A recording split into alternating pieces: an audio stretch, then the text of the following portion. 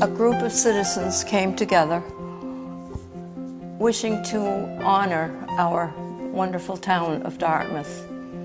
And from that group, we amassed almost 80 people to serve in different aspects of the programs for the town in celebration of our tercentenary anniversary in 1964.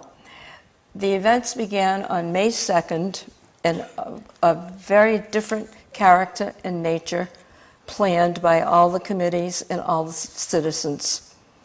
May 2nd was the beginning, and on July 29th, a big dance was held at Lincoln Park, and the final thing ended on August 24th with a regatta.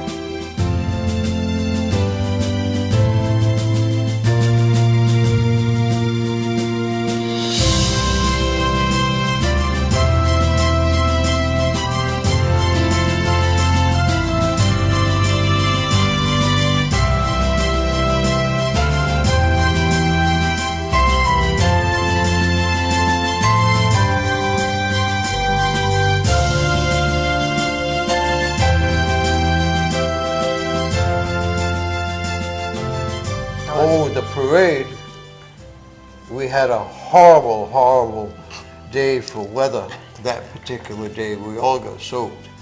But it started what is now Benny's. It was probably People's Market at the time. And the parade started there, mostly in the parking lot, and we proceeded down Dartmouth Street, Rockdale Avenue, Hawthorne, to Slocum Road, and to the new high school, and that's where it ended. And it was raining all the way. And there were all guests that were there. The Budweiser team of horses was there, and all the fire departments were there. It was great.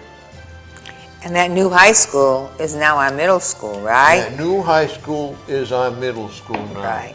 Just so that people wouldn't be confused as to which.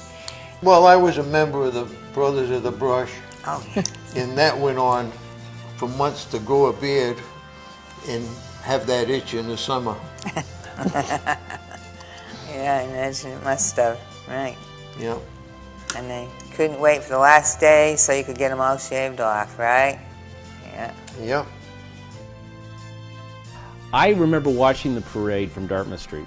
And at that time, right in front of what was then Holiday Lanes, which was the great $1 million bowling alley that came to Dartmouth when I was about 11 or 12 years old. It was also part of the People's Supermarket and Atlas Shoppers World, and that was a big retail plaza that was very hot, and all those parking spaces that they have now are empty were pretty full. What I remember about the parade was first, my father, who was on the board of selectmen, they made him dress up as Puritans, so they had the little hats on and they had the collars, and it was raining, and I remember he sort of looked drenched at the time. I also remember that I'd never been to a parade where they threw out so much candy. That was a new experience for me, which at 12 years old was very gratifying. The other peculiar memory I have is there was one band called a belly band. And they all had T-shirts that were cut off here with their stomachs sticking out and playing music, and they were great. That about exhausts my memory of the Tricentennial Parade. Well, you're a lot more detailed than I am, but I remember two things, and one is we drew names from our troop, and I was one of two who got to be in the parade. And I really don't remember much, except for I do remember it was raining, and I remember getting crepe paper stains on my clothes. And that's what I remember from that. And then also, I believe I was in 4th grade at the Cushman School, and they had an essay contest. And I believe it was the principal and teacher came in and told us about the tercentennial and just talked about a little bit about the history of Dartmouth.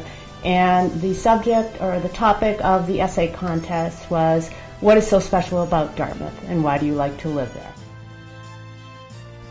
Well, I was chairman of the Board of Selectmen, in the year of 1964. It was the most exciting time of my life, really, to be chairman of the tercentenary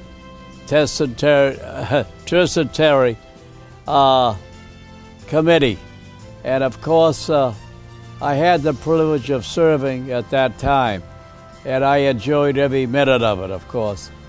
It really was exciting for me, and it was a new venture in my life as a selectman. But I served with two other good men, George Allen, Selectman Allen, who had been there many years, and Len Perry, who was a very dear friend of mine also. I was in many events, of course. I was dressed as George Washington in the parade, and I really got a kick out of it because people didn't recognize me. But another enjoyable event was the parade. And of course, we had donkey baseball at Dartmouth High School, and I participated in that. And you hit the ball, then you jumped on a donkey, and you tried to make it to first base, but you couldn't because he'd kick you off. So that was a laughable event. And of course, the guillotine. I spent some time in a guillotine at Dartmouth High. And also I was arrested by the Dartmouth police, and they placed me in the cell at the town hall and told me I needed to raise so much money to get out.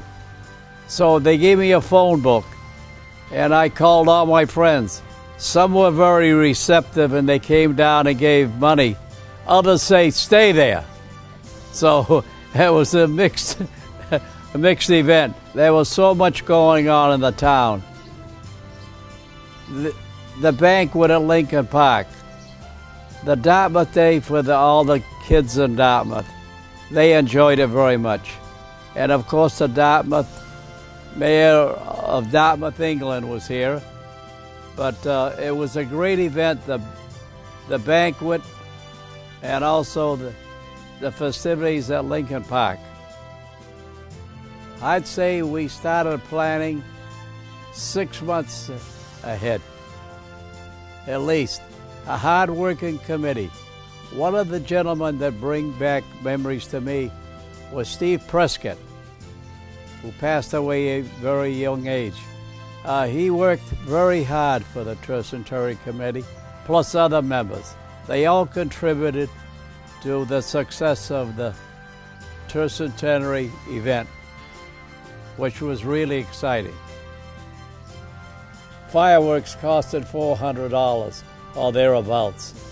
But at that time, 1964, things were a lot cheaper then than they are now, of course.